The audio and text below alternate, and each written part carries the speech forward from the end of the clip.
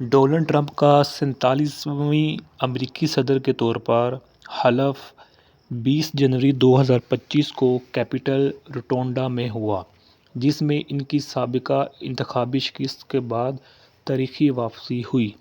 تقریب تقریباً 11:30 بجے پر شروع ہوئی۔ ٹرمپ کی صدارتی حلف برداری 12 بجے کے ساتھ طے ہوئی۔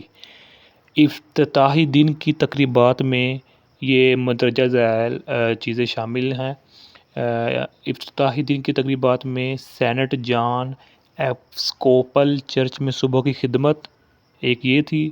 سیکنڈ ہے وائٹ ہاؤس میں چائے کا اجتماع، اور تھرڈ ون ہے یونیورسٹی آف نیبراسکا اور لنکن کمبائنڈ کوئریز اور صدر کا اپنا US میرین بینڈ پر مشتمل ایک میوزیکل پیشکش اور مرکزی افتتاحی تقریب شامل تھی۔